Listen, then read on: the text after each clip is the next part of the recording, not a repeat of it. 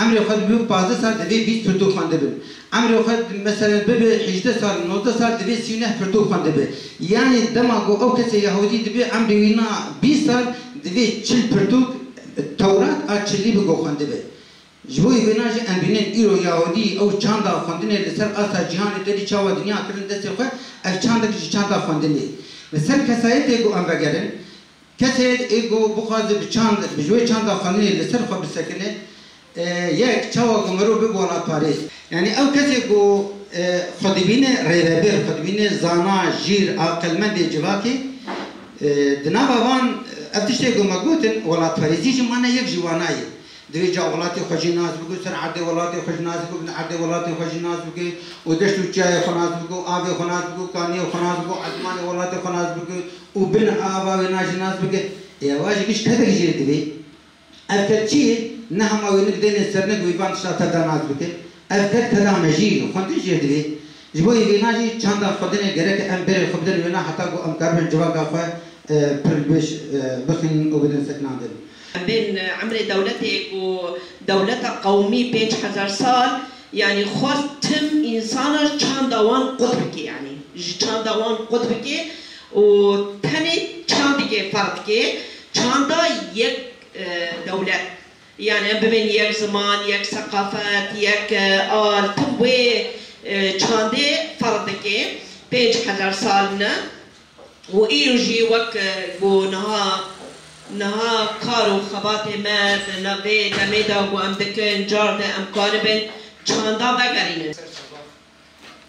مزانه یو سر چانده جاری دسته چانده و آتیا رخصن گیرم خواست زن evet seyde beri bahse çandı ki komite çandı tamam deste çandı ve geri dayı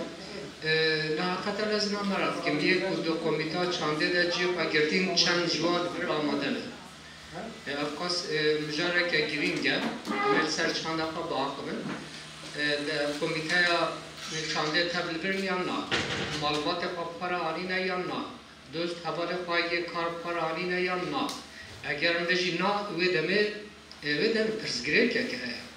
Ve de nakuki der kaya. Beri her tişti. Eğer de ma kuam dest pe khapata ke bekin on bakhazam gazi gel bekin. Çar heman hana, çar divan, çand rükenen bejin, çar len, çar stün hana ku nakawaya bekin nakawa. Ev her çar stün cevap aşağı judat kin çine. Yek buna diru ki. Yek buna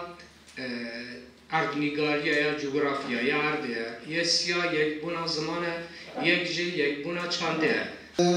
تعتبر الثقافة جزءا لا يتجزأ من الحضارة البشرية. فإن وجد الإنسان وجد المجتمع، وبالتالي خلقت الثقافة التي تميز ذلك المجتمع عن غيره. وتساهم عوامل عديدة منها الجغرافيا والبيئة إلى جانب اللغة والدين والمناخ بتشكيل الثقافات البشرية المختلفة التي تتأثر وتؤثر ببعضها البعض بمرور الزمن. وتعتبر ميزوبوتاميا مهد الحضارات والمنطقة التي تشكلت فيها أولى الثقافات والتي قدمت إسهامات ثقافية وحضارية هامة للبشرية منها ما يتعلق بالفلك والرياضيات والنظام القضائي.